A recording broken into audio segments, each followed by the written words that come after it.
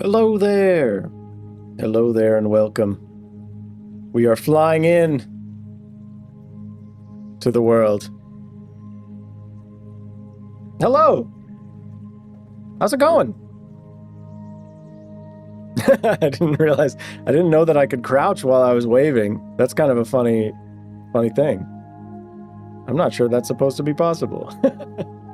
Hello, everyone. Hello. Let's get into the real world here. Hello. How's it going? Welcome back. Welcome back. Happy Saturday. Happy Saturday. How's everybody doing? Today is going to be a chill day. Nice chill day. We are playing Minecraft, of course. We're back in the Vanilla Survival Bedrock Edition realm. Never ye forget that this is a vanilla survival realm of many, many years. Started this world in 2019, if you can believe it.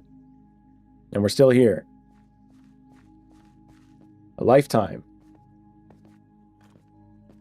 So, what are we going to do today? Got some plans. Got some fun things in mind. Last stream, I didn't have the game sounds on the entire time. Sorry about that. That was not intentional. That was a bit unfortunate to discover after the fact. But here we are. Last time, I talked a big game about everything that I wanted to do in the industrial area. And you can see I've started to do some stuff. I have started to do some stuff. Let's get a spyglass and take a look. Whoa, what is all this? So last time, I talked about sightlines a lot. And you can see my friend here standing next to me, one of my sightline little dudes that I set up in this last stream. But I've been doing some stuff in between then and now, clearly. Unsurprisingly, I've been doing things. Because Minecraft, it just draws me back in. It draws me back in. World Tour video, or I guess Castle Tour video is out. Check out the Castle Tour video if you haven't seen it. A little over 10 minutes. Nice little overview of a lot of the stuff that we got going on in there. Check it out. I put a lot of time into it. You know, I figure a lot of people are only going to watch the the one video if they come to my channel. They're only going to watch the Castle Tour, probably. So I tried to make it, brisk but entertaining. It's a tough ask, though. I check it out. I hope you enjoy it. But what we're doing today, what we've been working on recently, is this industrial area, clearly. That is not the final product, but it is a big start. And in our last stream, what I did was we went around and we placed these little guys down, these little spyglass sightline folks, because I want to be very intentional as I work in this industrial area. I want to be very intentional about making sure that it looks good from every angle. So we set up a bunch of different angles, and here's one of them. Here we are next to the world gate, our nether portal that we use to go in there and trade with the piglins, of course.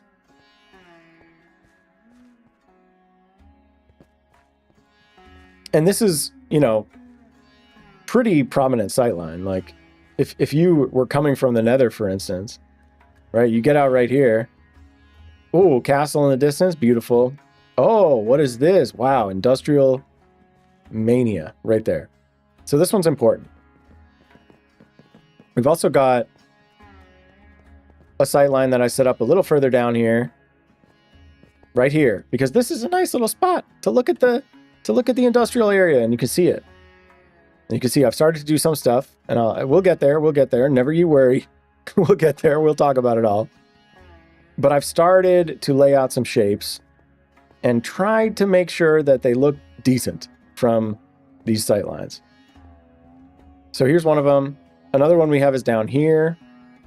This one I'm very excited about because this is going to be us building a bunch of pollution, industrial waste stuff down here. Dumping waste into this pond. So that should be a lot of fun. And I think this angle looks pretty good. One of the things that I did was I've been laying out general outlines of the shapes that I want here. And I started by just kind of surrounding my main farms. I'm gonna change the music. I'm not really feeling this. Let's get some, I want like ambient something. Ambient dub? What is that? Not enough songs. Let's just do general ambient, see what we get.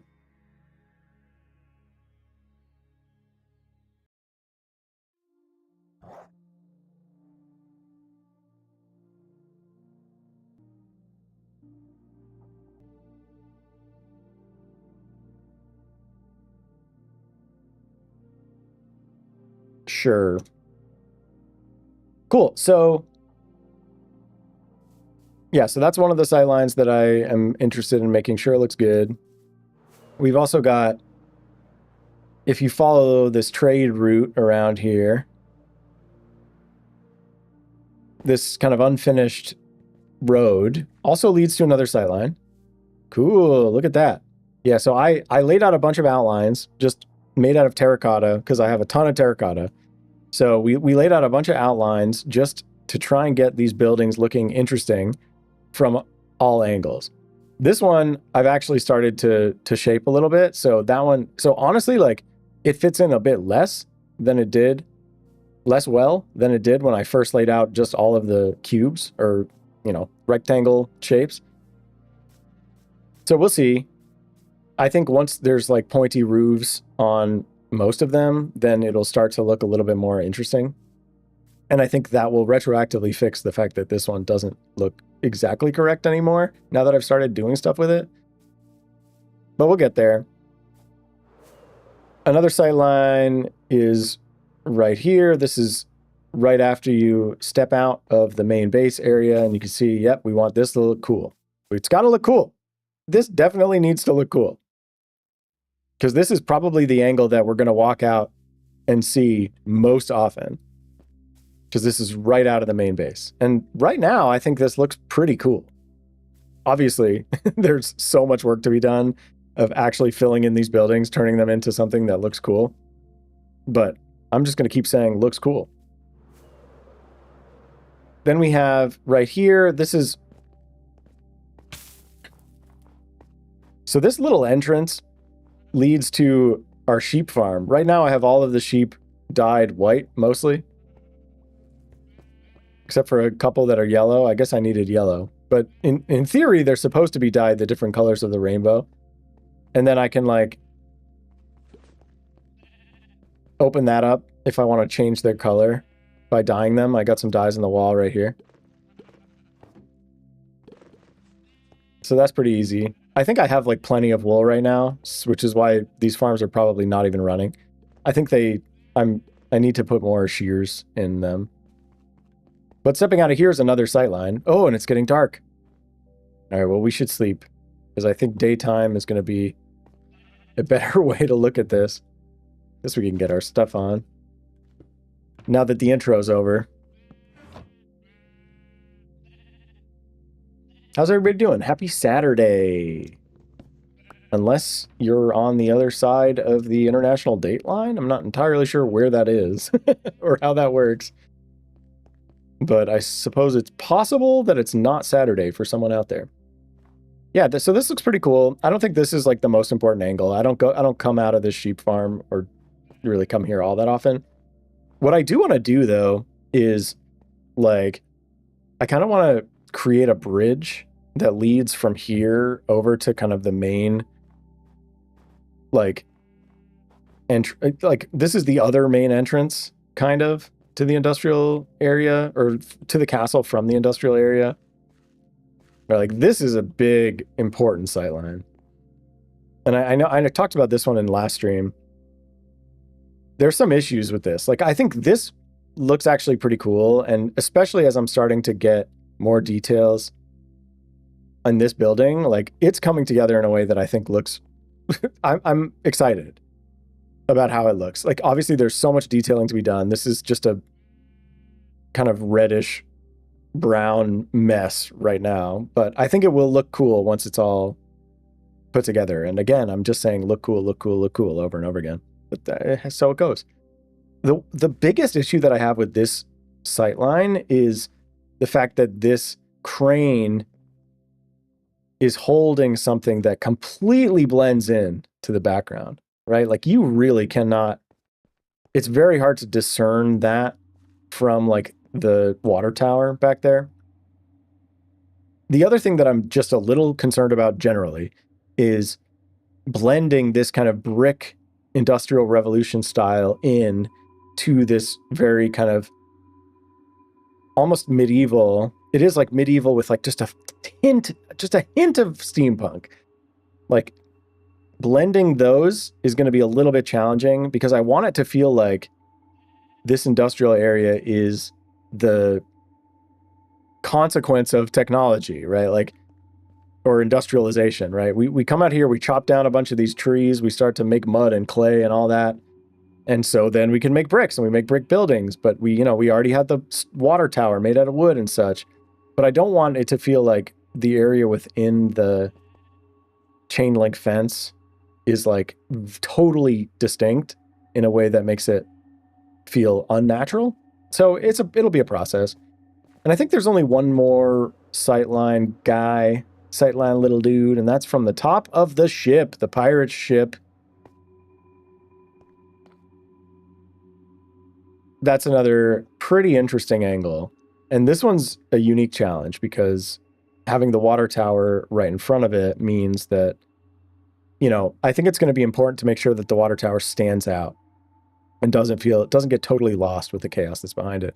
Glue! Good to see you. Welcome. We're back. We're doing more industrial building. I've done some stuff since the last stream. I've been laying out some shapes and trying to make sure that they look good or at least decent from all those different sight lines that we looked at last stream. And I've also been doing some stuff related to just the logistical challenges of all the materials I'm going to need to make this project happen. So that's kind of what we're going to be doing today. But yeah, I just laid out these big terracotta. Don't look at this one because this one's more done. That's a little bit further in the process, but you can see I just laid out a bunch of big shapes around these farms. And then I just looked at them from all those different sight lines and added different shapes in around them that looked good from every angle. That was kind of the goal. And honestly, like, it made it a little bit easier to not have to do it with any kind of intelligence. I just boxed in all of these farms, went and looked at them from a distance, and I was like, oh, that looks like it needs a little bit of a thing that connects it. And then I made a little thing that connects it, and then looked at it from all the sight lines again, and I was like, oh, it's a block or two too short, make it a little taller. Let's see how it looks. And I think I've gotten a shape generally that I'm mostly pretty happy with. Again, like, don't look too closely at that one. We'll get to that. But yeah, this was off stream. I was just like watching some videos, just flying back and forth between sight lines, literally like taking these frames up like a block at a time and be like, oh yeah, that looks better. I watched the tour, so much stuff I hadn't seen before. Thank you so much for watching it. I hope you enjoyed that video. I was saying, like, it's kind of a challenge to make a video that's just like, here's this, here's this, here's this, here's this. But, you know, it's funny too, because like there's so much stuff in this world that I've seen so many times. Like I'm so familiar with it. It's just like I've been living in this world for literal years. Like it doesn't feel as special to me anymore as it did when I first made it. But putting that tour together was fun because it meant that I got to kind of look at some of those things and think about them with fresh eyes, you know? It's actually really good quality for a small YouTuber. I'm glad your subscriber count is actually going up a decent amount. I really appreciate that. It turns out that just making shorts is like the key to subscriber growth. I'm like almost at 200 subscribers now, which is crazy.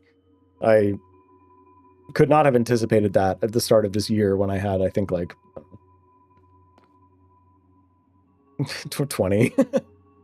So yeah, it's been fun. Like it turns out that just making a bunch of shorts for every video and every stream is like a really effective way of getting people to see your videos. So, you know, it is what it is. That's the world we live in.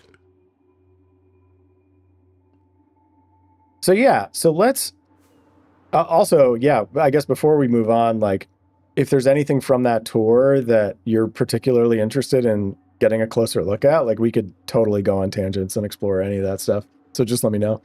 Otherwise, I'm just gonna, I've been working, I'm totally in industrial district mode.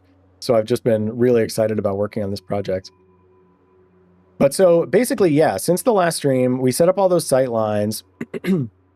And then I went around and made these outlines, these kind of rough outlines, not that one, that, you know, it was a rougher outline before. And then just made sure that they all looked good from every sight line, more or less. I used terracotta because I have a ton of it. And then I was like, okay, I'm going to actually design some stuff. So let's pop over into the creative thing for a second. And how do we do that? All right, we'll go here real quick, just so that I can switch our things around a little bit.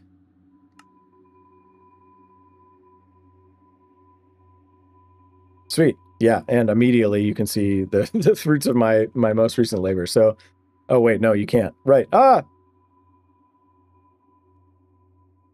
right, here we go. Yeah, so this is woo. This is kind of my rough draft, working draft of what I want these factory buildings to look like. Is it supposed to be the outline base for some factory / warehouse themed building? Exactly. So I don't want to just copy paste, have a bunch of buildings that all look the same, but I want generally that area to feel like an industrial revolution era, like factory complex where you go in and you're kind of like, there's buildings all around you that they kind of just threw together to make sure, you know, that they had everything they needed or whatever. You're yeah, guessed right. Good job. Yeah, so this is kind of some experimenting that I've been doing. I was looking at some reference images of like actual factory buildings, and this is what I came up with. I think like for me, it's pretty good. Like I'm trying to get better at doing more creative things with texturing and detail, like smaller detail. Like the castle is very big and stone. It's a lot of just big flat stretches of stone, and I've tried to go in and add some like random, or I guess stone bricks, but like I've tried to add some, stone here and there for texture and stuff, and I've tried to add some little crumbled bits to the castle, but depth and detail hasn't always been my strong suit. So this is really, I'm trying to push myself and make something that looks cool from a distance, but also like when you get up close, especially in the bottom layer where you'll be standing most of the time, like has some interesting details. And so there's a lot of cool stuff here that I want to kind of look at. Are the farms and inner mechanisms going to be visible through the windows, or is it going to be blocked off / left dark? Might not be left dark because of mobs, I think. Yeah, great question. I haven't really decided yet, to be honest. I think that here's kind of the pros and cons that I'm weighing in my mind. On the one hand, it's like, I like the fact that, I guess maybe to restate that, like, I like being able to see the farms currently, because it's like, oh, this is really cool. Like, these are farms that I built. I don't want to necessarily just hide them away completely and have them be in complete black boxes that are, hiding everything away. Because I do think it's kind of interesting to be able to see what's happening inside. And I think that's more true for some of the farms versus some of the other ones. Like, the Moss farm, kind of from the outside, just looks like a big cobblestone box, which isn't the most aesthetic looking thing, especially because for whatever reason I decided that I was just only going to make these things out of cobblestone, which maybe wasn't, I mean, it was what I had a lot of when I started the industrial district, like literal years ago. But now it's like, I could have maybe been trying to make them look better from the beginning. So I do think, yeah, there's some options. Like, I did play around a little bit with putting like different materials behind the windows to kind of block them off and make them look dark, or make them look like there's actually one thing that I did that kind of worked in an interesting way. Like, if I grab just a bunch of different colors of concrete and terracotta, maybe terracotta. Yeah, cyan terracotta goes kind of perfectly between gray concrete and light gray concrete, which is interesting. But I had done something when I was playing around with this. I tested doing something like this, where there's kind of a gradient behind the windows. And it actually looks kind of interesting. And you'll see in a second what it looks like. So I think the real answer to that question is it's going to be case by case basis. Like, I think I'll kind of just build some buildings around the farms and stuff and see where the windows land and see if the windows would be well served by, excuse me. We'll see if the windows line up in a way that makes the inside look interesting.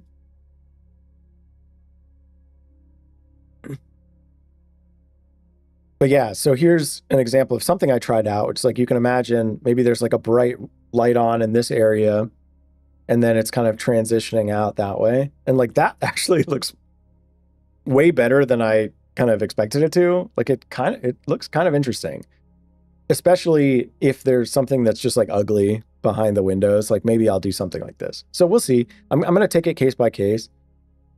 But yeah, there's a couple things that I want to look at on this, because there's some things that I'm kind of proud of.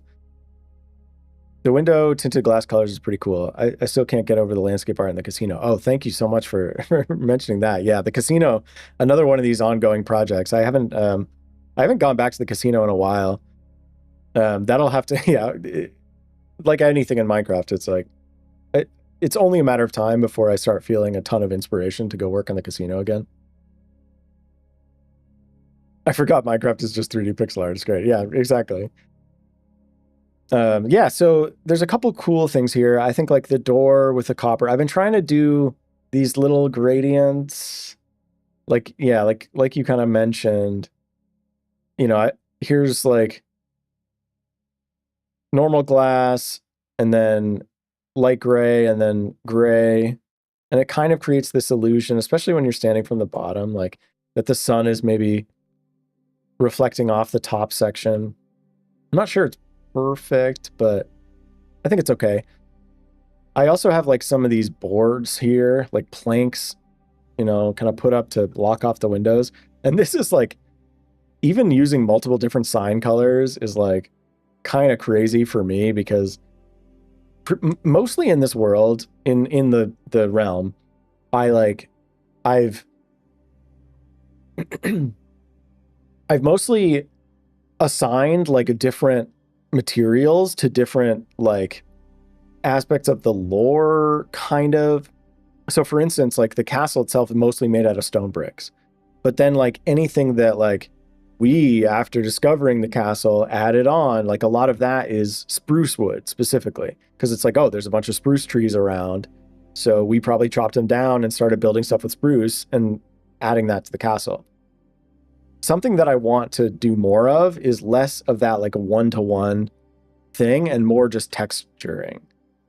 Like, you know, using these colors as paint rather than as like tangible materials from the world. It's something that I'm not very practiced at. I'm trying to get better at it, but I was trying to do that a bit here. So that's, you know, you can see these signs change colors and kind of create this look where it's like some shading on those things. I'm not sure how well it works.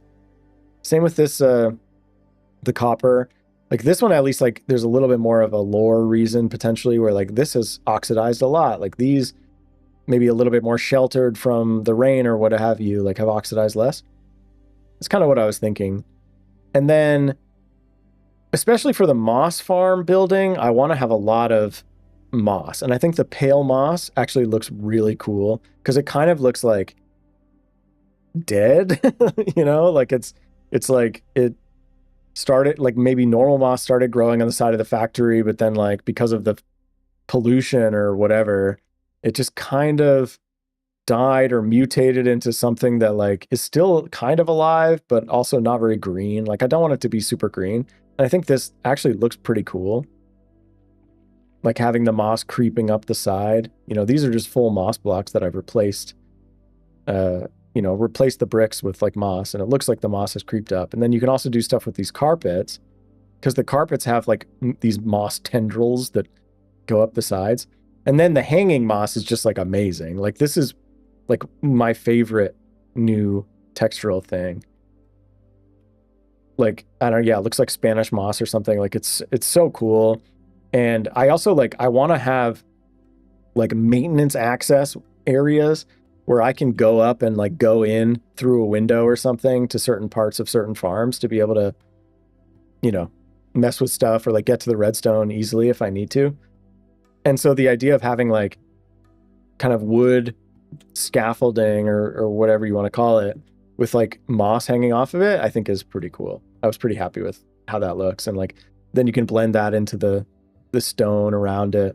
I'm not 100% sure that the whole floor will stay stone forever, but for now it like is all stone. So I kind of want to, you know, I don't want to necessarily commit to totally changing that to something else completely different. But I think I may end up having like, you know, some other things. There's also like, there's this new leaf litter, which I haven't really used, but you can place it. You can place it on the ground and you can kind of, interesting. How does it, so it places around in a circle. Interesting. I haven't really played with this yet. But right, like you can imagine like maybe doing something like this, like having like, I mean, that almost looks like actual cobblestones, you know, like cobblestone path or something like that. Something like that could be kind of interesting. The fact that they always go in a circle like that is not ideal, maybe. How are you going to get that many brick blocks? Great question. That is something that I'm going to talk about very soon. Blocking off the second floor windows. What are they trying to stop from getting in? Yeah, right. Like getting in or getting out, I suppose. Yeah, always like making large structures out of bricks is tough. And I can show off, I have like I'm trying to scale up my brick production, but it's going to be a challenge. Leaf litter is good for starting game furnace fuel. Oh, interesting. That's actually really interesting. Yeah, so then, you know, basically like not too much depth, like just basically it's one layer which has these layer of windows, but thanks to some of these details around here, it adds some depth. Like it looks like these windows are like not necessarily the exact same level as those ones, which I think is good. And then the bottom layer, just to give it a little bit more sturdiness, does come out one block. And we've got like windows here, which I actually think this moss carpet in the window looks kind of interesting. And also like that could be a way to get through certain areas, you know, have a little secret entrance kind of thing. I also I'm actually pretty proud of these like drain pipes or water spouts, whatever they're called. Drain? What are they called? What are those things called? Water spouts? Downspouts. Downspouts? I think I grew up calling them downspouts. But yeah, the tough looks pretty good for that. And because I have invisible item frames, I realized that I could put an invisible item frame on the bottom and then put iron bars. And it kind of looks like there's like a grate that's like, you know, pouring water out of there or whatever. And then the other thing that I realized I could do is with a fence gate, like an open fence gate, if there's two downspouts on either side of one of these pillars, like the open fence gate makes it look like it's kind of attached with some wood, and then like a closed fence gate here kind of carries that along. I think that looks pretty cool. Of course, it only works if you have two of them right next to each other. And then the last thing that I was doing was like trying to come up with some idea of like a storage vat for like, I don't know if it's waste or for like making or like dye. Because one of my farms in the industrial district is the cactus farm, which is mostly used to create cactus so that I can smelt it into green dye. And so, yeah, I put some cauldrons with like different color. That's just like green, and that's lime. And yeah, I don't know. I think it looks okay. It's like a little bit more, I don't know, medievally or something than I was going for. Like I was going for more of a like metal tank vat kind of thing, but it didn't really come together that way. But also like it's probably for the best, because I do need to remember that I'm trying to blend this into a medieval and steampunk kind of world. Yep, got you. Yeah, so that's that. But the question of how am I going to get this many bricks is a really good one. So let's go examine our brick making process for a second here. And I will just jump back into the realm. And here we go.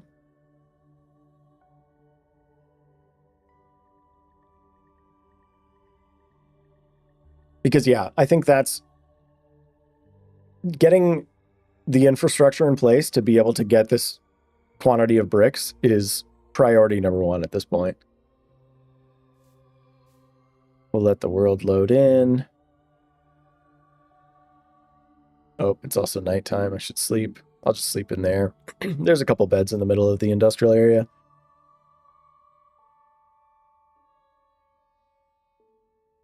Takes a while to load in all this craziness. Oh yeah, they're also like they changed something with beacon beams. For a long time in Bedrock Edition, you couldn't see beacon beams if they were low enough. Like you could only see them like this. These are at the bottom of the world, pretty much, or at least they're at like Y level 0, which used to be the bottom of the world or close to it. But you couldn't see these beams before. Like it used to be a limitation, I guess, where the beams wouldn't show up if you were above like 64 blocks or whatever from where it actually was. But now they do, which is like correct behavior, but also means I've got these beams now in my base that weren't here before. Like there's one, like there's more that just come out of the snow, because these are how I have all my, what is it, G? No, Z? Yes. Like I always have speed, strength, regeneration, and resistance when I'm in the base, and that's 4 different beacon beams. And I have like 3 sets of 4 beacon beams. The other one is right here. Yep, there it is. But the beams themselves didn't used to be visible because they were low enough. And so I'm wondering, like, what do I do about this? Because it looks a little odd to have beacon beams just coming out of a rock. So I don't know. I'll have to like build a little something that makes it fit into the lore better. How does newer updates affect a world that exists for that long? Do you have to keep going further and further for new stuff every update, or does the world just stay as is? That's a great question. It depends on what the update is. Like, my approach to updating varies. Generally, like, what I do sometimes is like prune parts of the world that aren't really like places where I built stuff. So there's like certain tools you can use to like go in and edit a world file to like delete chunks that have been loaded. So I will occasionally, before a big update, do that, like go in and anything outside a certain area, I'll just delete all that so that it will generate fresh after the update. It was particularly challenging for 1.18, which totally changed the world generation.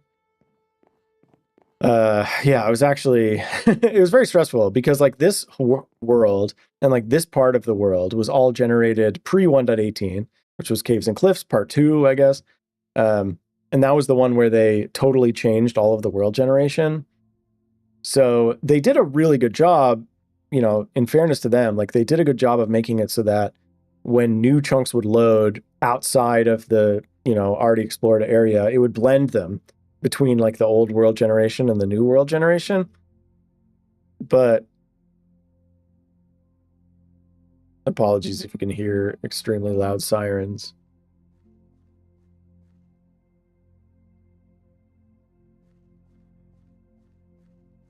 The yeah, that update was particularly challenging because I wanted to get as much of the new world generation as possible, but I also wanted to make sure that I kept any parts of this world that had been generated pre 1.18 that felt like part of it, you know, in a real way. And so I did my best, but there's some little quirks as a result of that. And one of the biggest ones is the fact that this forest over here suddenly turns to jungle, right? Like this whole jungle is post 1.18 generation, and everything before this is pre 1.18. So there's like some weird parts. Like here's a birch tree that is just cut in half totally. And it's like, it's better than nothing. Like it's not like totally hard line, but if I ever want to develop this area, it's going to require a lot of manual cleanup, I think. So yeah, that's, I mean, kind of short answer. I do try to prune the world. And now that it's like, now that we're firmly post 1.18, it's easier because I can just prune stuff as needed to like keep the world file size small and stuff. And as long as I don't touch these border areas, it should be fine. But it is kind of challenging. Sounds like so much chaos. Yeah, it is a little bit. It kind of stresses me out if I'm being honest. Like, there is a part of me that, like, slightly romanticizes the idea of having had this world be entirely in 1.18 generation the entire time. But obviously, that's not possible. So this is kind of the best I can do, and it's sometimes it takes some effort, but hopefully, like, you know, mostly it's like, oh, they added a new biome, and like turns out there aren't any around here anyway, so it's fine. You know, the closest one, the closest Pale Garden, for instance, is like however far straight north, and so like,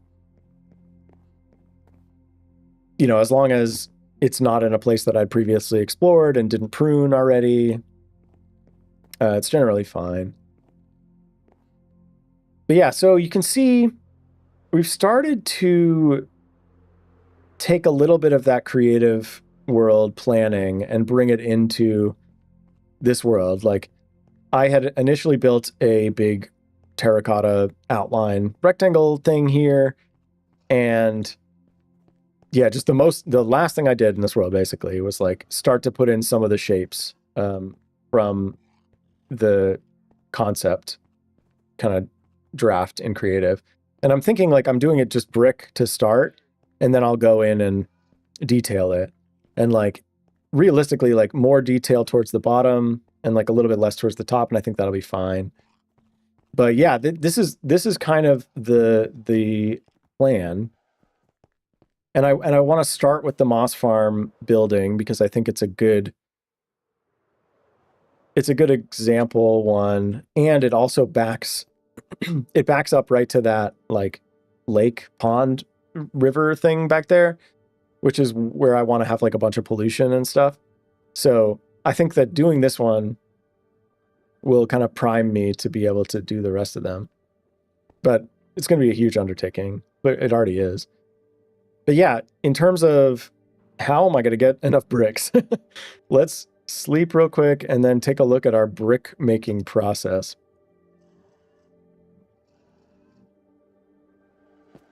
So, the brick making process. How do I get enough bricks to build all these brick buildings that I am aspiring to make? Hey, it's one of the new cold chickens. Hello. Hey, cold chicken. That's pretty cool.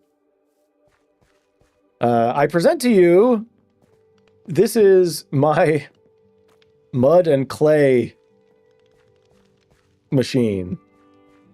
And basically, we have a big pile of dirt right here. And we grab some dirt.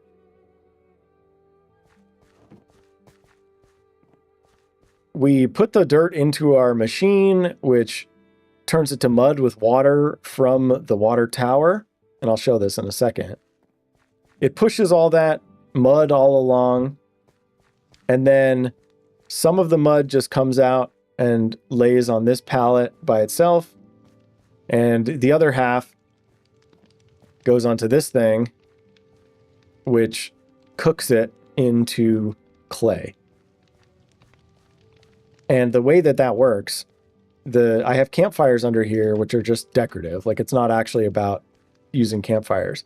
But it turns out that if you have mud and then really any block below it, and then have dripstone on the bottom of whatever's underneath the mud, the dripstone will suck the water out of the mud, drip it down below in the, game lore, I guess, and suck it dry and turn it into to clay. And once it's clay, I have a shovel. I have a special shovel just for this right here. My clay spade, Fortune 3 shovel. I can get all these clay balls from this.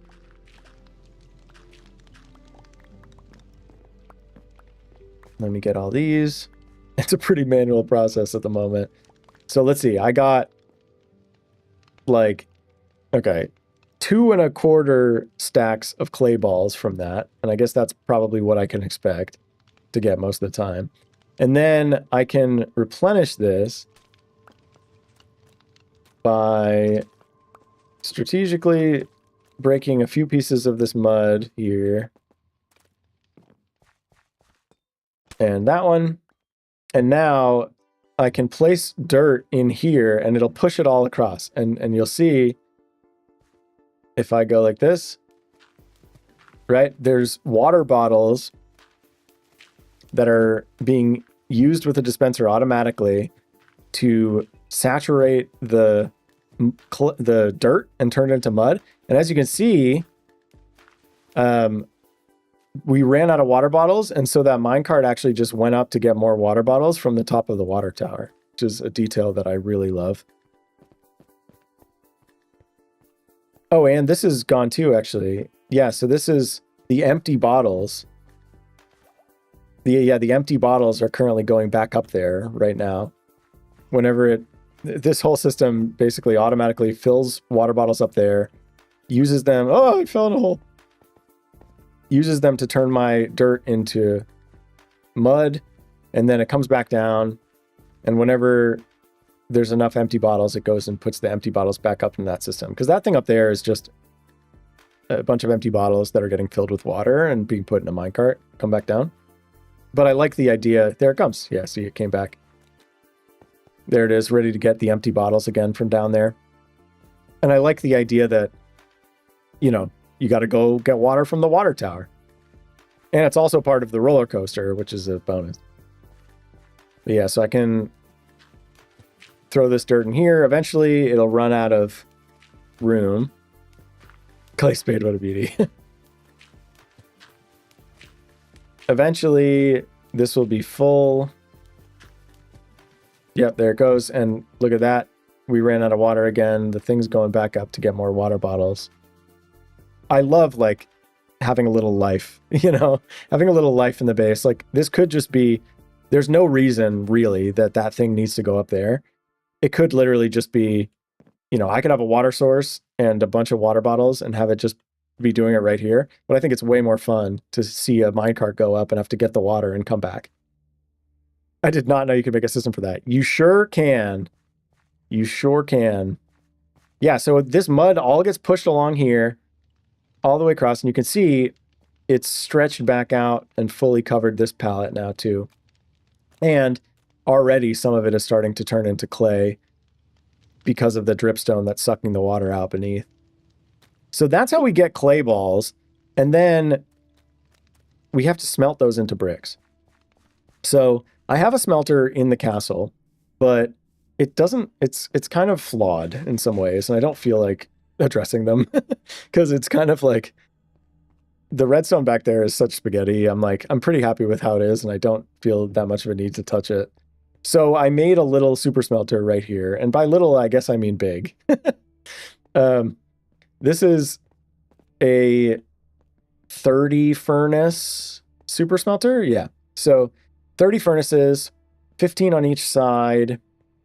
The reason for that is because I use this technique of dropping items in where basically, you know, the thing with the super smelter is you want to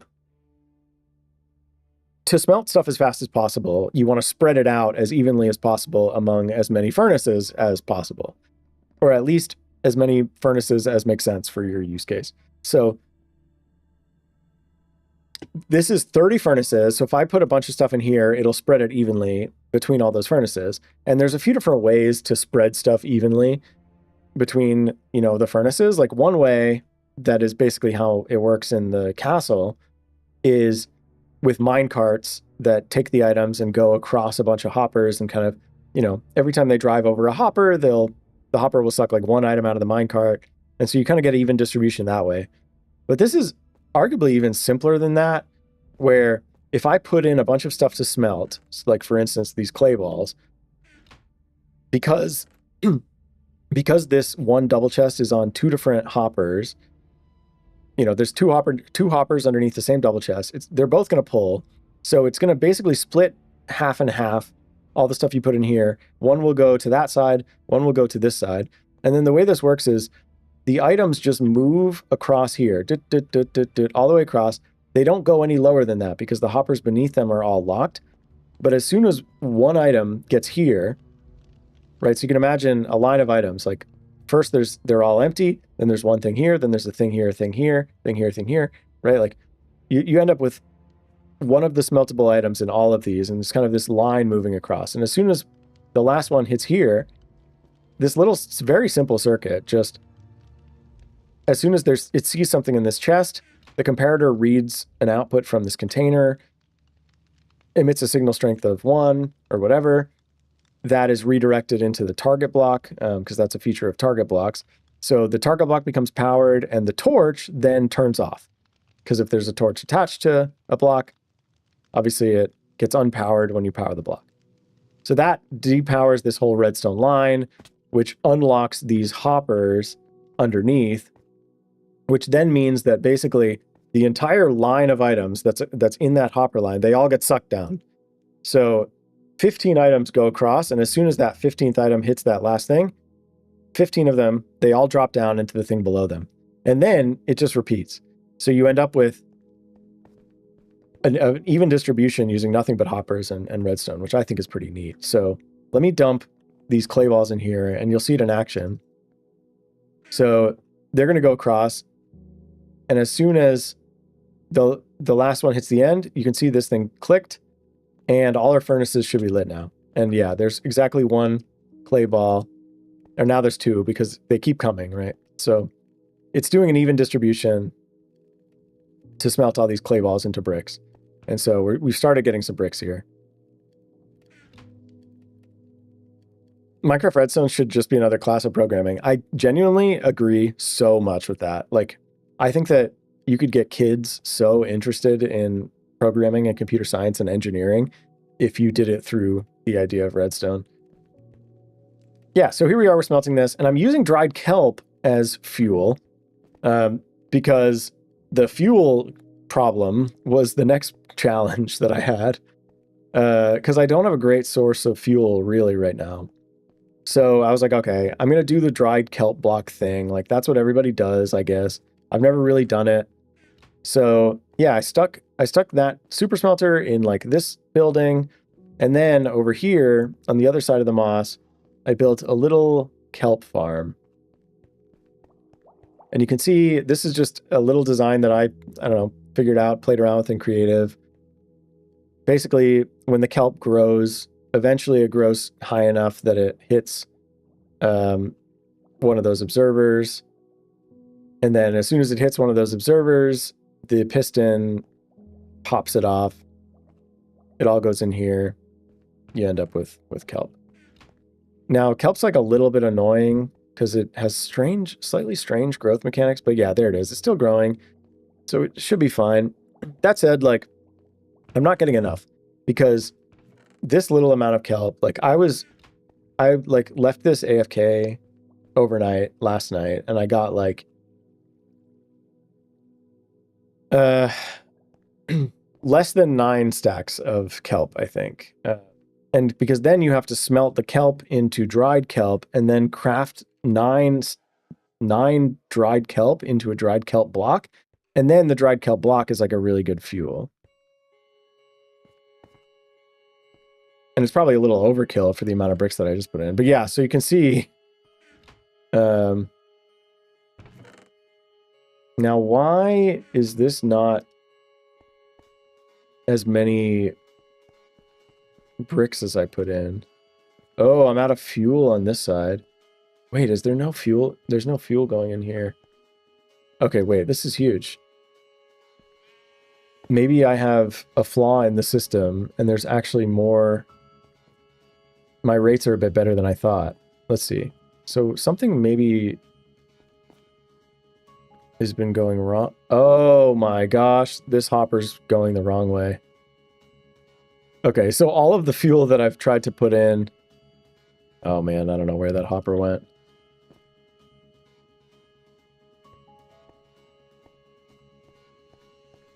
If I had to guess... There it is. Amazing.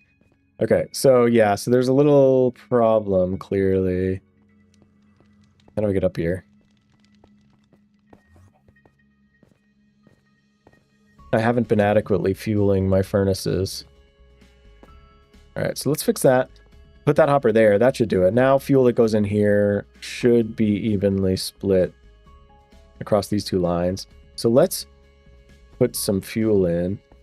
I think I'll just put some coal in for now, because I have some coal in my minerals box. Not a lot. All right, I don't need that. Let's do this. Let's just make a full stack. And now hopefully we'll see that side, the other side smelt, because I guess this has been broken. All right, so if I put this coal in here, it'll all go in. We should see it go across. We should see this system trigger. There it goes. Cool. And now we're smelting. Nice. Okay, yeah. So there's actually a lot more kelp here than I thought, which is good.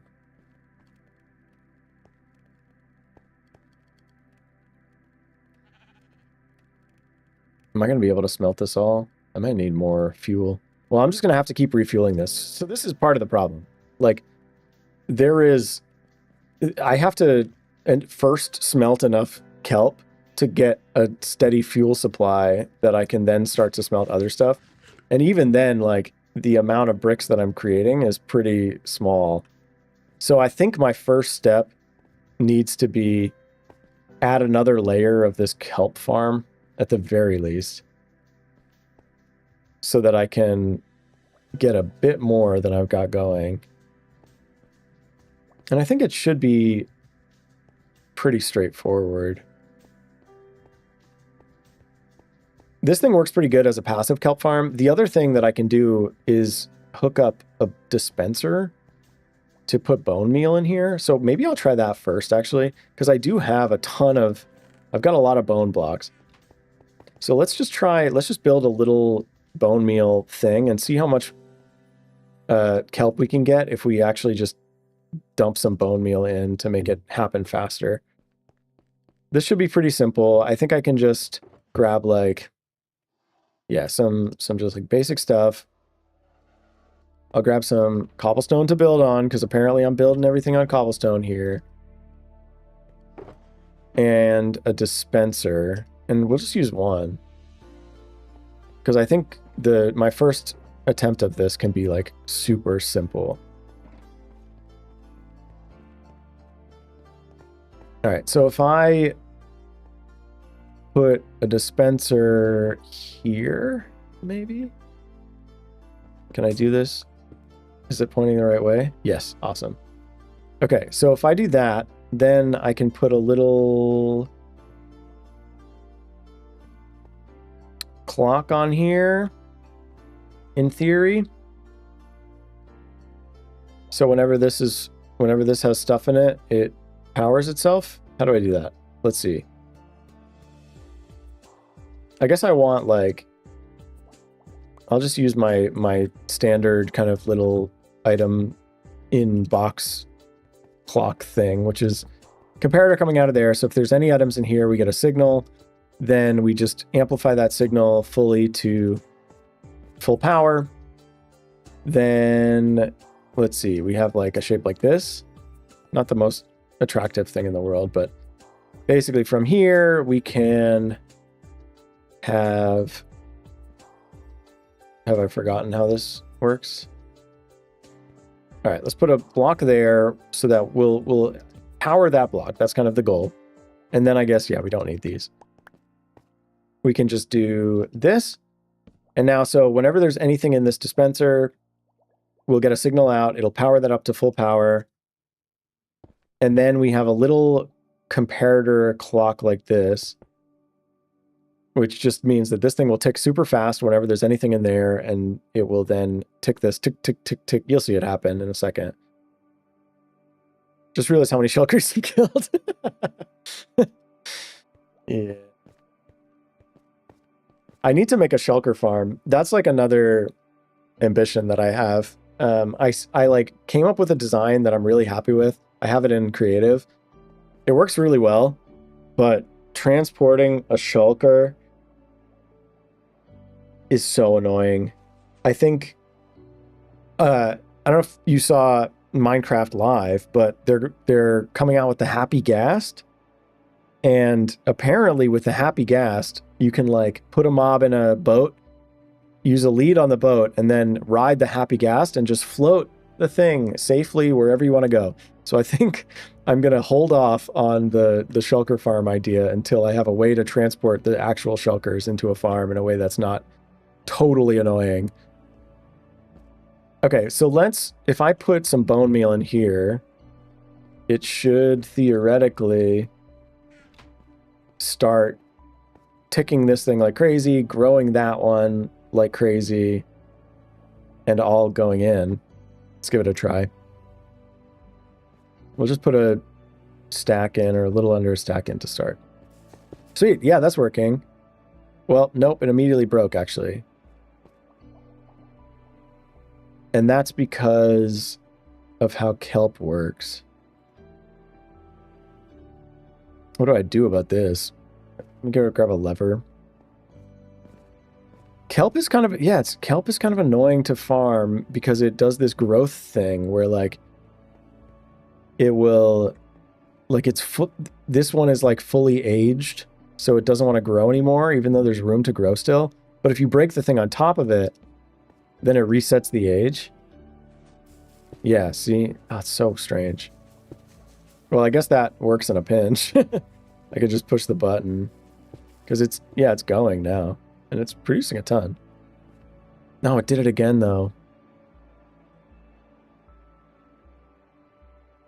Yeah, that's annoying. There's a creeper coming. Is it going to be able to get me?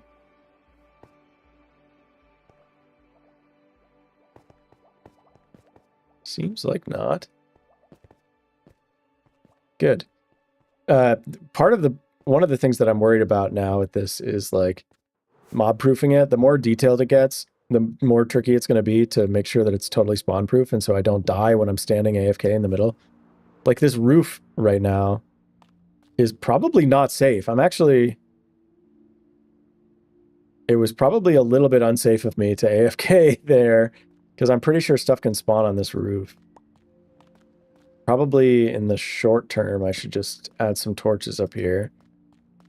But I'm going to want a longer term solution for that at some point. I don't know what it's going to be. Like, I don't know, trapdoors or something. Like maybe there's some other detail I could add up there that would make it work. I love the ghast baby. It's so adorable. I love its smile. It is really cute, but it's also like so sad. Like all the like lore discoveries that people are making where it's like, oh, like ghasts are just like sad and angry because they're stuck in the nether, and then like the mama ghast dies and its baby just like shrivels up next to its corpse. Like horrible. That being said, I'm very excited to have a friend ghast, and I will definitely be befriending it. It seems like it's going to be a game changer for like building stuff in the air, especially just like building stuff in general. Like I'm thinking about building the stupid building the airship, like, or the underside of some of these castle pieces. Like, oh man, like building this part under here was so annoying, and being able to have a thing to fly around on and like stand on as a platform to build is going to be such a game changer. Like you can see, I kind of like, I did like this floating tower thing, and I think it looks really cool. And I had all these plans to like build a bunch more of them, but it was so annoying to build the underside of it that I was like, I'm never doing it again. No, like, nope, I'm just not doing it. So then I built this wing and like didn't do any of the underside stuff at all. Our friend ghast gonna float near the player. Like, are they gonna follow you like wolves, or are they gonna do their own thing if you don't leash them? I think from what I was seeing, it seems like they will naturally like stay near the spot where they like were born, I guess, or like were rehydrated, unless you tame them or something. But I guess I don't think you actually do really tame them, so I'm not entirely sure. And that was what I was seeing, was just for the babies. I'm not really sure how it works with the big ones. Yeah, I haven't played it. There's like a preview version out. Like apparently you can play with that stuff now. I'd rather just wait till it's actually in the game and more finalized. Okay, how much kelp did I get from that? From like 1 stack of bone meal. Okay, I mean, no, but it's stuck again. Is it? Okay, no. All right, so let's try. If I put in like this a whole bone block's worth of bone meal. Oh man, the fact that it keeps sticking is really annoying.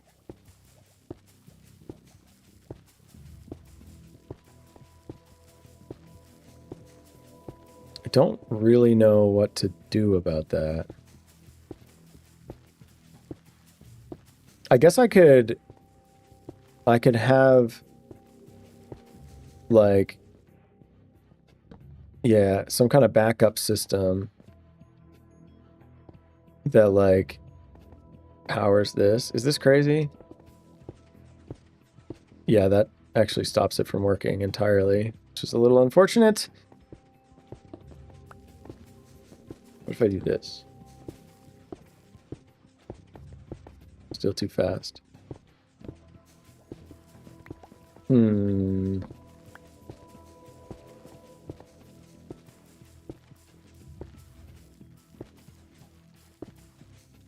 could make it slower, but then it's not making the kelp as fast, which is not ideal. And I think it still has the potential to get stuck in that situation. Yeah, see, it got stuck again. Maybe...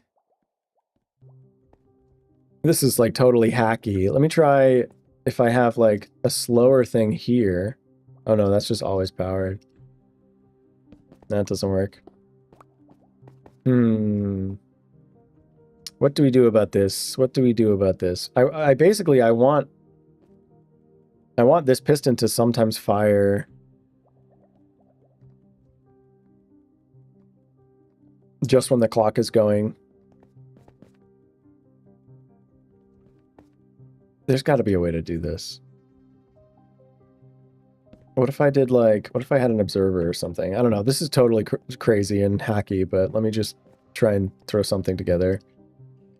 I get an observer. I guess I have the other things that I may need. I could grab a button just in case. Yeah, so if I... Can I take an observer output out of this thing? Is that crazy? Probably. Like, what if I did like that, and then something like that, and then like a repeater here, and then put that on slow? Oh no, it's too... Oh, now it never turns off.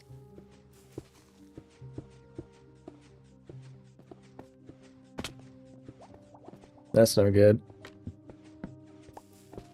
Hello, welcome.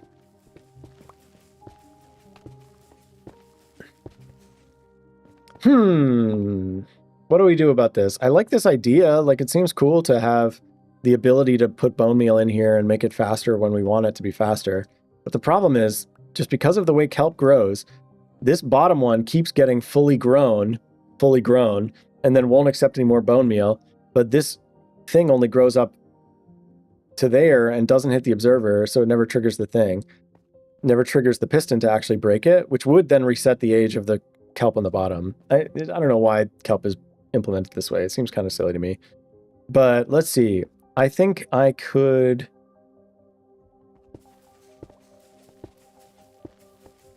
Why did that just fix itself? Did I do something? I must have done something. Oh, maybe a different one grew. That's interesting, actually. I guess if any of them grow just naturally, then it will break it and fix it and get it going again. Man, this is so hacky. I mean, like, maybe it just works then, because like even if it ever gets stuck, it will eventually get going again when some other piece of kelp grows 2 levels. I don't love that. Don't love it. I would rather have it be faster and more consistent. I feel like there's got to be a way. All right, let me use my brain. Brain time. Brain blast. So what I need is to take a signal out of this clock, but just make it a bit slower. And maybe doing something like...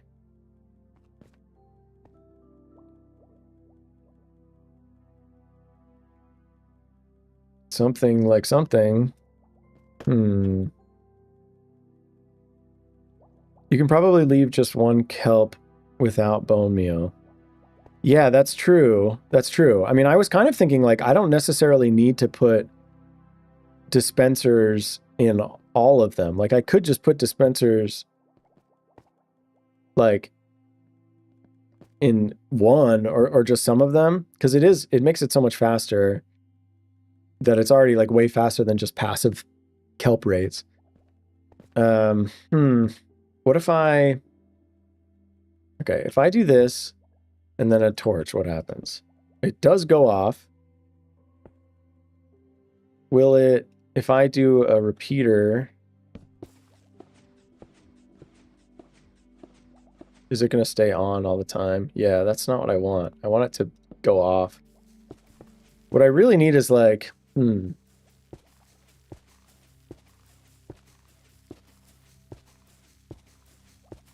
this might be one of those I have to play around off camera and figure it out and be smarter than I can be on stream, but we'll see.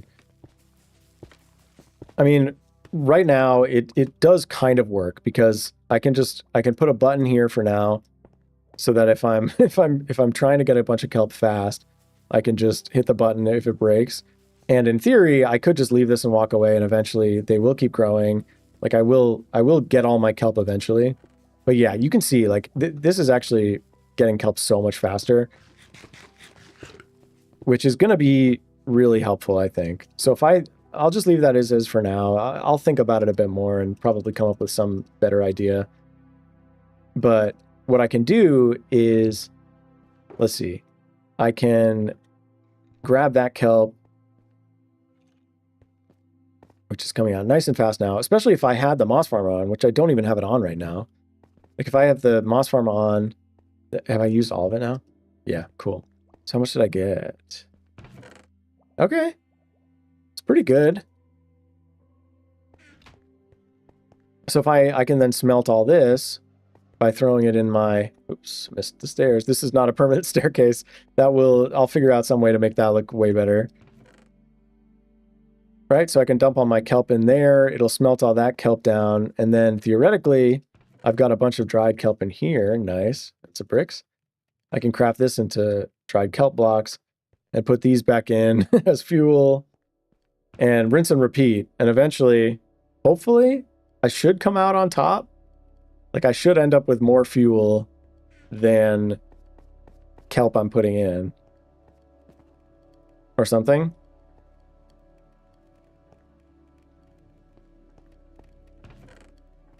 We'll see. It's gonna be a challenge trying to like scale up this operation. So yeah, how many more bricks did I get out of that? out of that one thing, I got 16 bricks, which is not nearly enough. So this is all the bricks I have to my name. Oh man, I need so many more bricks. I might need to really scale up the like clay production because this is a challenge. This is a real challenge. Like getting more fuel, I can make it into more stuff. I can put it back in. Like this will work. Are these all going? I want to make sure that we're not running into the same issue we were before. Oh, what? Interesting. Still not getting any fuel here. Is that just because I haven't been putting in enough? I guess I need to put in 30. I need to put in at least 30 fuel at a time. Otherwise, it won't reach these back furnaces here. Oh, I'm out of fuel. I'm so out of fuel. Oh no. The brick recession, what a world we live in, true.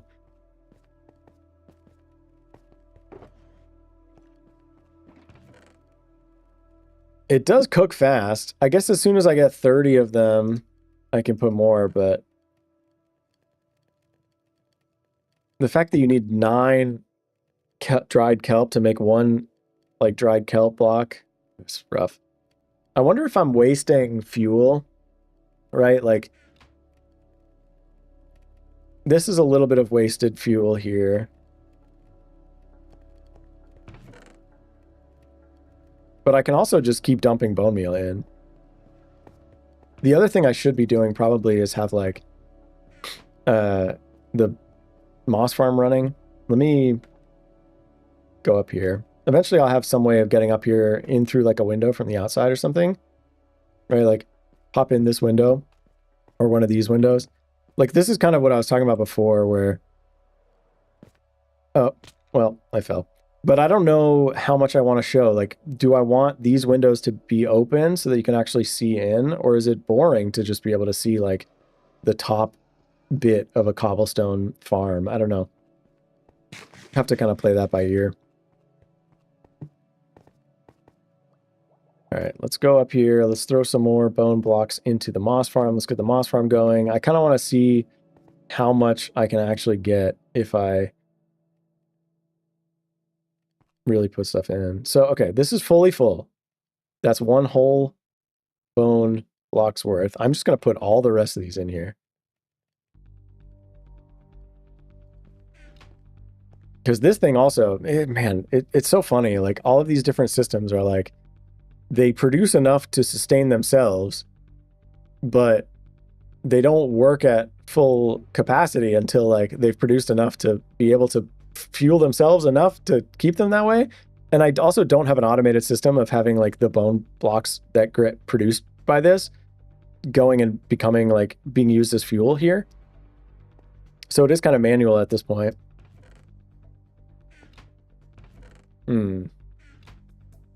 That is so much bone blocks. I hope you're donating to some pet wolves. True. I do have, somewhere I have some wolves.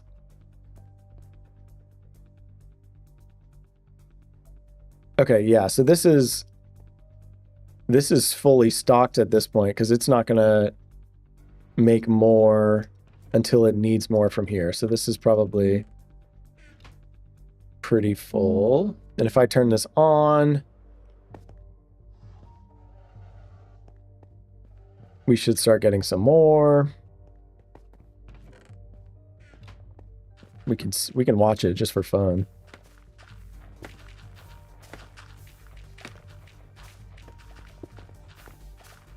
Make sure it's still working properly. And it looks like it is. Nice. Wait, is that a crafter? Is it real? The crafter is real. The crafter is an amazing thing. Look at this. We got a crafter that takes bone blocks and makes bone meal. And the way that this little tiny system works is just whenever this hopper uses up all of the bone meal that it has, you'll see it drop down. Once it hits 0, this will turn off, which will turn on this torch, which will power the crafter, which will make 9 more. And there it goes, filling back up. It just happened. There it is, the crafter. I've also got a crafter down here, or no, up here. I've got the crafter that takes all of the bone meal from these composters and actually makes the bone blocks in the first place. It's another similar system, but in the other direction. So all of the stuff that getting composted, all of these moss materials and everything, they all end up in this crafter, and then as soon as this crafter is full, it emits a strong enough signal and powers and crafts the thing. And so I should be ending up with more bone blocks than I put in, is the goal. And so I'll take these. I don't have a crafter set up here yet, obviously. But if I drop this in there, then I get more kelp. So this is kind of the dance that I'm going to be doing probably for a while. And maybe some of this I could automate. Like I could have these bone blocks automatically go directly into this thing, in theory. All right, already empty. Then I can take this. This is more than 30, so I'm comfortable throwing it into the furnaces. Throw that in there. While I'm at it, pop down here, see if we've got any dried stuff to smelt, and so on and so forth. Slightly repetitive and a little tedious. All right, that's more than 30. Let's throw it in. And now we should see these two that were being stubborn light up, hopefully. Do you think Notch envisioned all this? That's really funny. No, not at all. Not at all. Now, why's this one off? Oh, a piece of terracotta ended up in there. A piece of brick ended up in there. Okay. I guess I got to keep an eye on that kind of stuff. Okay, there's more stuff in these furnaces, clearly, that I didn't realize. I must have had some little backups, some little blockages in here. Here's one too, probably. Yeah. Okay. Cool, cool, cool. We're getting more bricks. We're getting more kelp. There's a stack.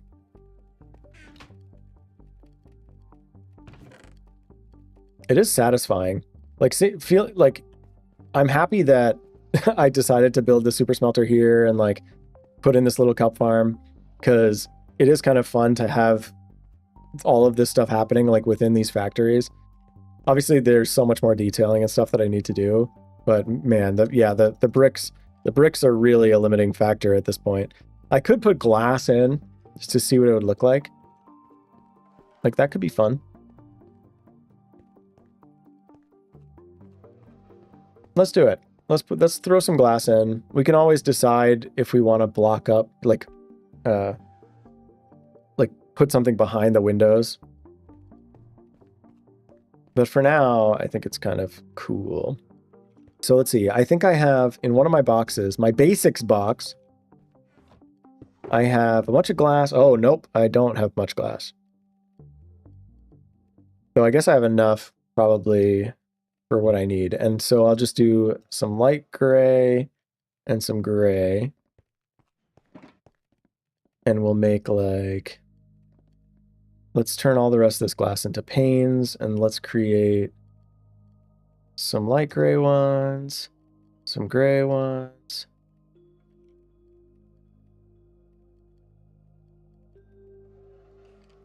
There. I've got my pallets of glass, and then let's just start by just doing that. So there's like highlights at the top and more shaded parts at the bottom.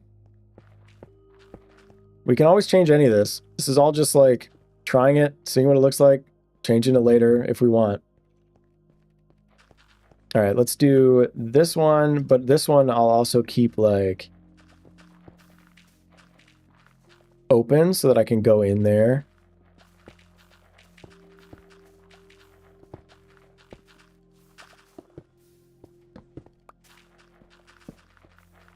Right.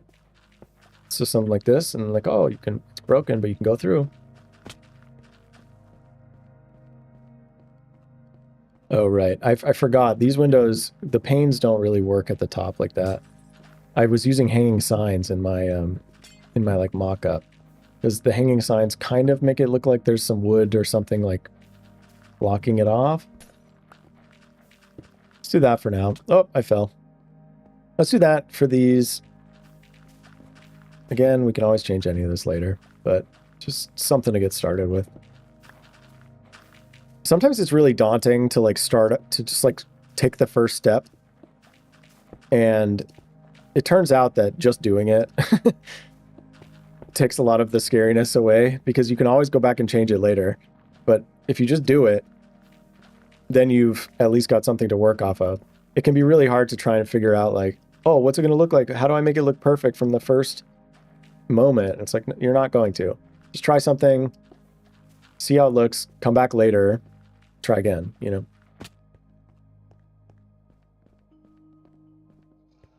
Not making a ton of difference right now. I guess I think I'm going to knock this window out so that I can jump in to get to here really quickly for now, because sometimes I do go up and look at this moss farm and stuff. I'll have a better way to get up here at some point.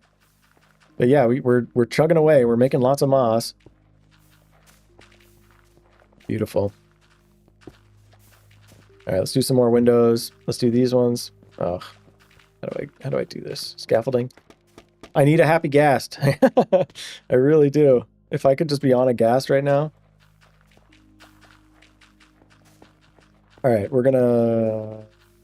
I can't do that, can I? Whoa, look at that. And then what does this window look like? Something like this, maybe. And then bada bing, bada boom. Cool. Not as good that time. Oh, and I fell.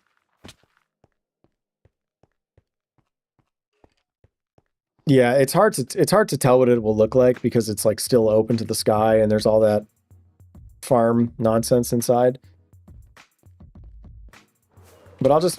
Oh, man, that was close. I'll just finish this. Finish these windows, at least, just so that we have something to see and work off of. If I can heal. It's not a Nike sponsor.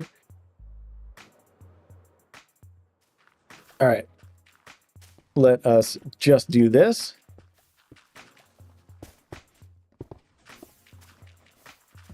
Up, up, up, up. Oh, and I missed. All right, I'm doing random windows. I'm just doing whichever window I land on is the one I do. I'm going to run out of glass. That's so sad. It always takes more. Everything always takes more materials than you think it's going to. Yep, I'm basically out of glass now. And I think I don't really have much else. Yeah. Okay, well, this is a good opportunity to go on a little detour and get some more materials, I guess. I love the vibe of giant medieval fantasy castle and just 1920s Boston standing around it. That's really funny. Like, accurate. It's going to be a challenge to try and blend it a little bit better than that. And I think the trick will be, like, especially towards the outsides, having a little bit of, like, I don't know, more steampunky stuff, or more like just like blending the stone and stuff a little bit more somehow, blending that into the like brick industrial stuff. I think like having the brick production assembly line here helps, because it's like, oh, okay, there's literally clay production. What I should do actually is have like some bricks and like some brick production imagery aesthetic stuff around here, right? Like, because this is taking it from dirt to mud to clay. I should probably around here somewhere, maybe even inside the fence, have like a big pile of bricks. But I can't waste any more bricks on big piles of bricks just for the fun of it. I need to build my buildings first. Oh, I left while the moss farm was on. I wonder if it's broken. It might be. I probably shouldn't leave when there's farms running. Oopsie doopsie. Let's see how it looks. Did I break it?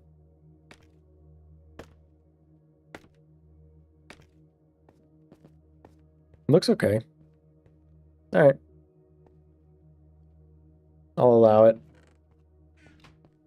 Okay, so how much of this do we get? Okay, that's pretty good, actually. And if we dump all that into here, I literally, okay, I do have the inventory space, just barely. We can get all our stuff. So annoying. I wonder if I had two of them right next to each other, if it would basically eliminate the problem. Like if I had two dispensers, both with bone meal, because then it's likely that if one of them gets stuck, the other one will probably make it to the top. So it'd be much rarer for them both to get stuck next to each other. Might be worth trying.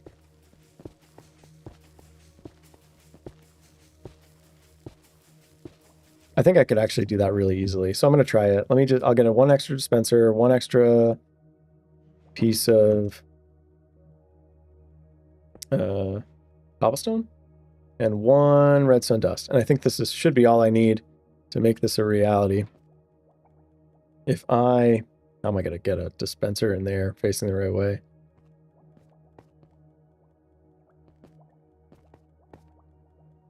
Take this all out of here momentarily.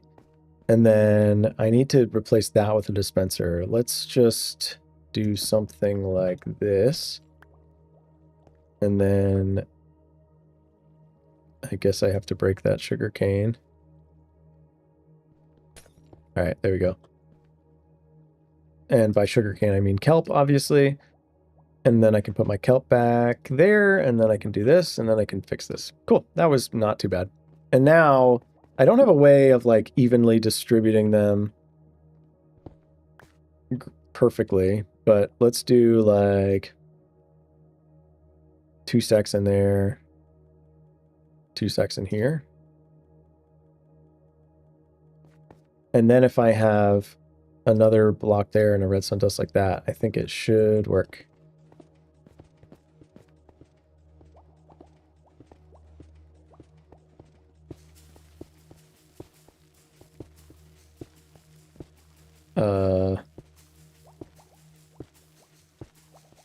It's not working. It's not working right. It's because it's fully powering this. And I really need it to just soft power it. How can I do this easy? This is stupid, but let's just put a target block there and one of these. Another one of these, another one of those. We're just throwing stuff together right now. Okay, that should work. Yeah. Oh, right, that target block. Right, that's not great either. I really needed to just... I needed to just power this, but not power the piston above it. This is trickier than I thought. This is actually a little bit trickier than I thought. Let's see. What do we do? What do we do? Get some glass. Oh, I feel like you used all of my glass. Okay, let's do that. What I really want is when this is powered, I want it to soft power both of these. So I can do that by having like, I think the trick is gonna be have a target block like this and then have like a little line that goes like this. This is kind of silly, but it should work, I think. Of course, now I can't reach my dispensers super easily, but that's fine. Okay, let's try that, see if it works. I need some more bone meal. And of course, I don't even have the farm running right now. Let's just grab some from here. I've got plenty. Okay, so if I put in a full stack of bone blocks worth of bone meal here, let's see how much kelp we get. And it should hopefully not break now. It might still, but we can see. It's worth a try. Let's get rid of this stuff. Just clean up a little bit.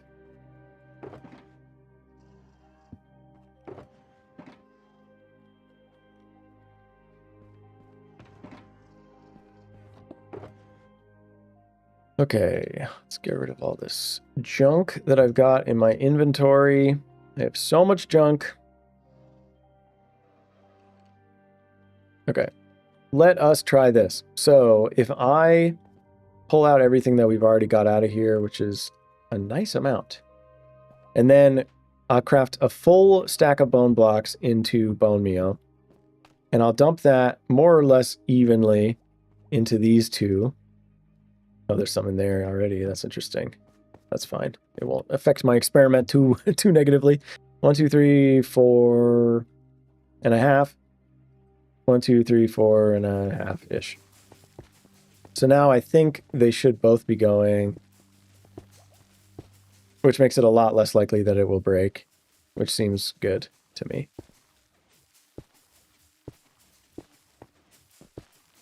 I guess the hoppers might not be able to pick up that much at a time, but they should get it all eventually. And if I'm not putting in much more than like a stack, it should be fine.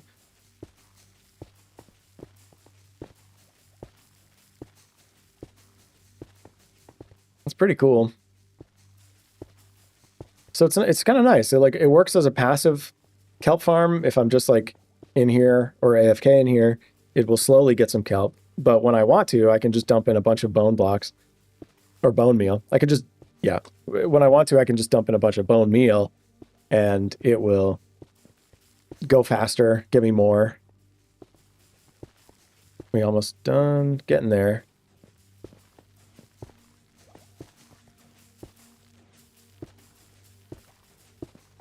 And it seems to be keeping up, more or less. So in theory, I should get just about exactly 1 piece of kelp for every bone meal that I put in. So yeah, I should end up with about 9 stacks of kelp. Okay, it is definitely a little bit backed up. I'll just grab this out. Oh, I already had kelp in my inventory, didn't I? Well, there goes my science a little bit, but that's fine. I think it's I think it's mostly right. So then I can dump this kelp all in to the smelter.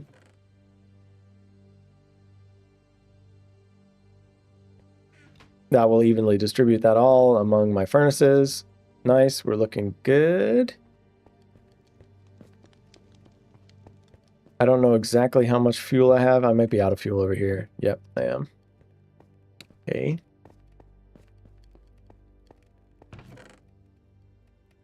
So I need more fuel. But I really need to put in like at least 30 in order for it to be worth it. Should invest in kelp shakes. True.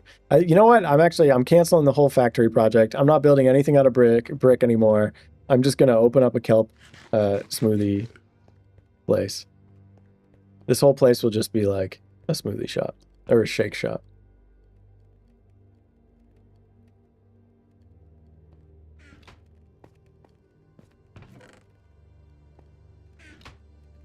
Okay, just a couple more, please.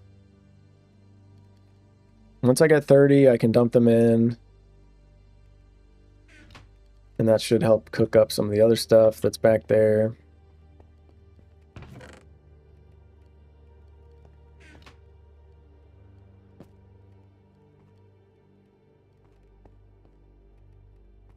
Yep, there we go.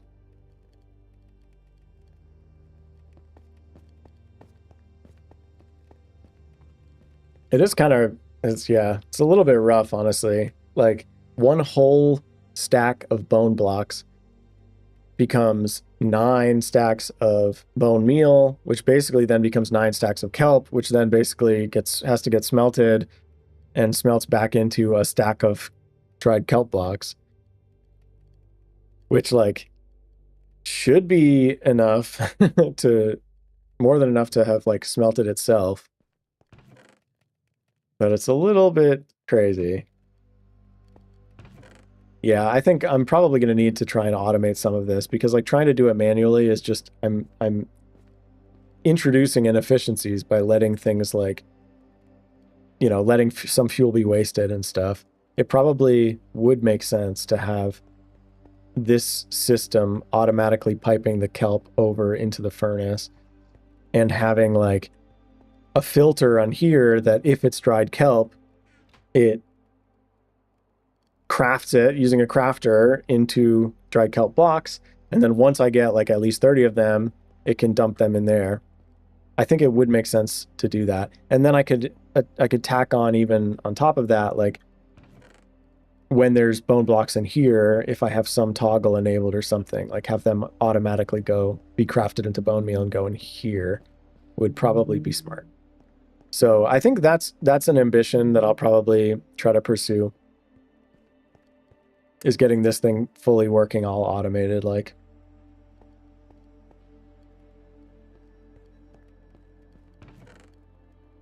Could be fun. Here, let's put some more fuel in. Because I imagine these furnaces are already out again. Oh no, they're okay for now. Hi!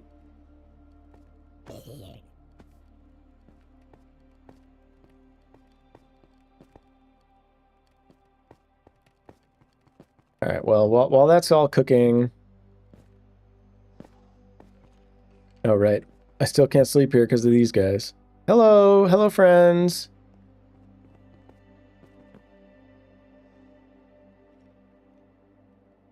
I also... Oh, I meant to check, because I was here, like, AFK overnight, pretty much. And how much gold did I get? Okay.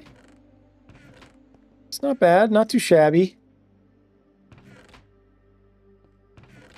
I have these ones crafting from the nuggets into the ingots, but I don't have them crafting further into blocks.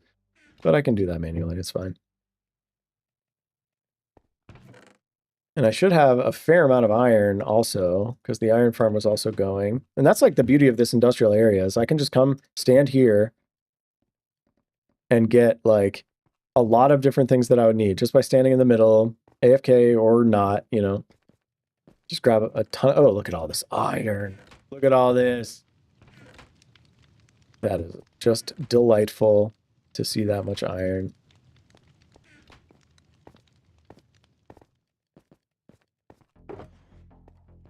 All right, I think it's time for me to go dump all this stuff, probably.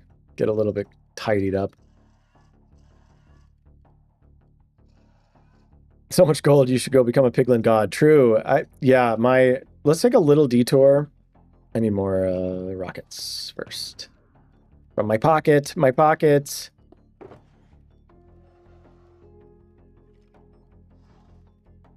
right. Let's grab all this junk. We'll tidy that up later. But I want to show the... Let's follow this like trade route here. Because, you know, this is where the... This is where the where we bring the gold to the piglins to trade, as I showed off at some point. But look at that view. I think that this is going to look really cool when it's more built out. And obviously I had aspirations of how much building I was going to get done right now on stream, but as always, things don't necessarily go to plan. But if I go in here through the world gate, I want to talk a little bit about the ambitions that I have in this place. Because I need to scale up my piglin bartering operation. Because right now, I have just one little piglin trading guy. And it's not even in here. So this is... I have all these hoglins and mine carts because they keep spawning and it's terrifying. But the idea is that this area will be like a bustling piglin trading place with like probably paths going all the way up, all the way around, maybe like spiraling up to the top. With like little piglin bartering units. And my aspiration is that I can just come here and like drop a bunch of gold in and it will distribute it to all of them, whether it's through minecarts or something. And then I'll get to sit here and stand in the middle and just watch all the piglins all around trade and throw all their stuff into some system, you know, that then organizes them and have like all the drops that you get from them, the trades somewhere over here or something. Obviously, extremely much a work in progress. Like the only thing we've done in here is just dig it out. But right now, the only place where I trade with piglins is over here by my like actual castle portals. And I just have this little back room. Oh my gosh, I completely forgot I did this. Wow. Okay, I completely forgot that I set up these item filters here. That's so exciting.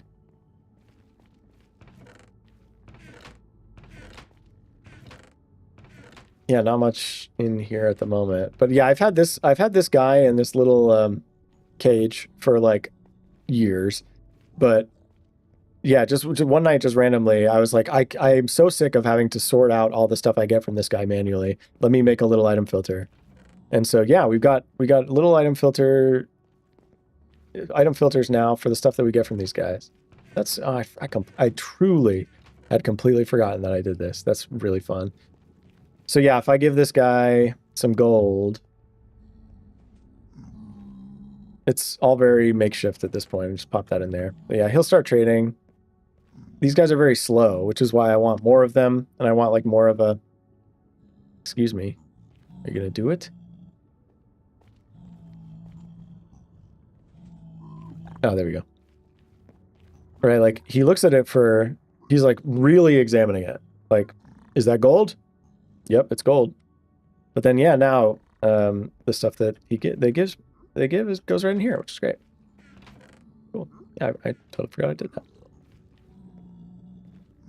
So yeah, that's one ambition I have as well, especially because the particular item of interest is this one, the nether quartz. Like having an automated way to get nether quartz is very important for the casino and hotel build because I use a lot of smooth quartz stairs and slabs in that build. And I just do not have a way to get very much quartz very fast at this moment. So my hope is that if I can really scale up the piglin bartering operation, especially since I have a fully automated gold farm, hopefully I'll be able to get more quartz. But we'll see. See if it actually works.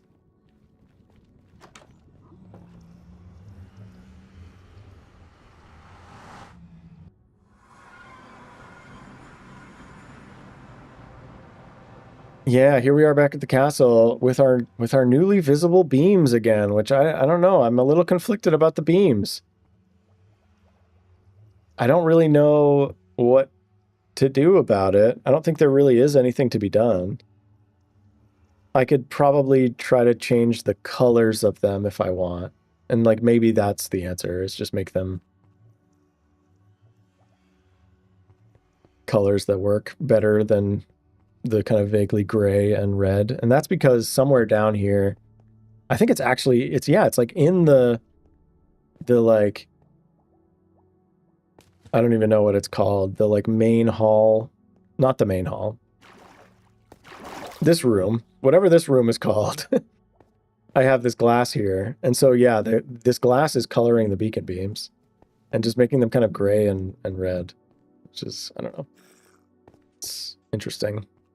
You can probably build little shrines around them. I think that's probably the way to do it. Like, I'll come up with some little shrine design that seems sensible to have beacon beams coming out of.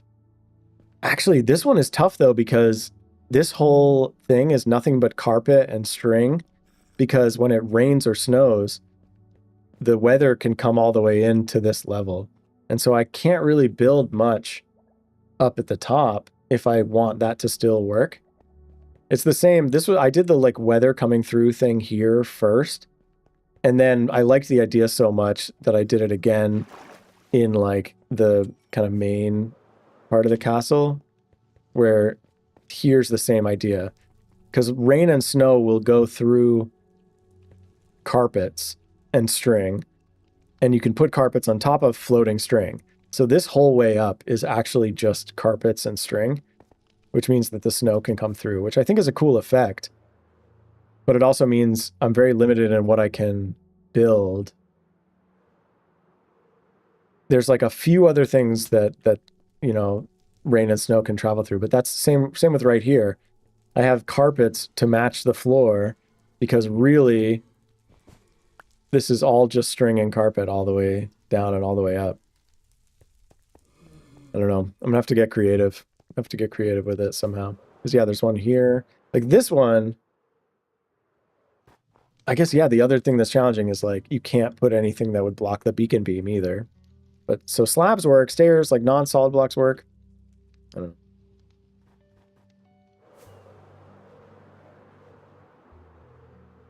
Well, I think on that note, I'm starting to lose my voice. I can feel it happening. I did not get much building done at all, but I hope that this was a fun little examination of what I have been up to, at least. Probably the next time I stream, which might be Monday. I may stream again on Monday, we'll see. Depends exactly what things look like on that day, but that's kind of the plan at this point.